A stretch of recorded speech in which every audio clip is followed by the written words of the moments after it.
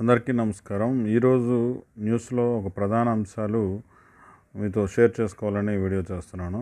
మీరు ప్రధానంగా తీసుకున్నట్లయితే నిన్నటి నుంచి ప్రపంచవ్యాప్తంగా మైక్రోసాఫ్ట్ సేవలు అనేవి నిలిచిపోయి దీన్ని బ్లూ స్క్రీన్ ఆఫ్ డెత్ అని చెప్తున్నారు. అంటే ఇది టెకీలు ఎవరైతే సాఫ్ట్వేర్ ఇంజనీర్లు ఉన్నది ఒక సింపుల్ ఇష్యూగా చెప్తున్నప్పటికీ ప్రపంచవ్యాప్తంగా ఉన్న సాఫ్ట్వేర్ లింక్ అయి ఉన్న సంస్థలన్నీ కూడా షట్ డౌన్ అయిపోయాయి అని చెప్పుకోవచ్చు. ఎందుకంటే అంతర్జాతీయంగా విమానాశ్రయాలు, అలాగే బ్యాంకింగ్ రంగం, మెడికల్, అన్ని రంగాలు కూడా ఈ మైక్రోసాఫ్ట్లో వచ్చిన ఈ అప్డేట్, దాన్ని సెక్యూరిటీ అప్డేట్ అంటున్నారు కానీ దానికన్నా సైబర్ అటాక్గా కూడా మనం చెప్పుకోవచ్చు.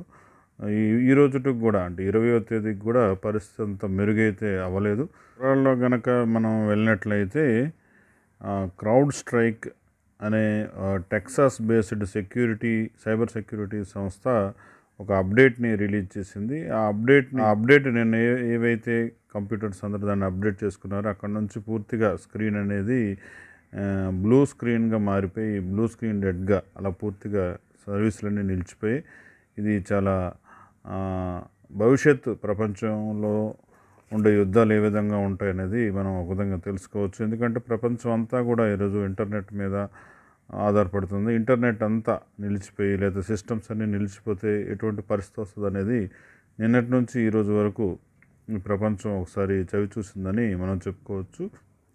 రెండో విషయంగా మనం తీసుకున్నట్లయితే బంగ్లాదేశ్లో దేశవ్యాప్తంగా కర్ఫ్యూ అల్లర్లు అనేవి జరుగుతున్నాయి. దాన్ని సింపుల్గా మనం చెప్పుకున్నట్లయితే బంగ్లాదేశ్ అనేది మనకి పాకిస్తాన్ నుంచి విడిపోయి ప్రత్యేక దేశంగా ఏర్పడేటప్పుడు ఆ టైంలో పోరాటం చేసిన సైనికుల కుటుంబాలకి వాళ్ళ పిల్లలకి 30% రిజర్వేషన్ అక్కడ కేటాయించడం జరిగింది. దీన్ని వ్యతిరేకిస్తూ అక్కడ విద్యార్థి సంఘాలు ఉద్యమాలు చేపట్టాయి. దేశవ్యాప్తంగా తీవ్ర స్థాయిలో ఇప్పుడు అక్కడైతే ఉద్యమాలు జరుగుతున్నాయి. ఇది బంగ్లాదేశ్కి సంబంధించి ఈ విషయాన్ని మనం టాపిక్గా తీసుకోవడం రీజన్ ఏంటంటే ఇటువంటి రిజర్వేషన్స్ అంటే ఇప్పుడు మన దేశంలో కూడా 50% అబవ్ రిజర్వేషన్లు కల్పించిన కొన్ని స్టేట్స్లో అంటే సుప్రీంకోర్టు నార్మ్స్ ప్రకారం 50% అబవ్ ఇవ్వకూడదు.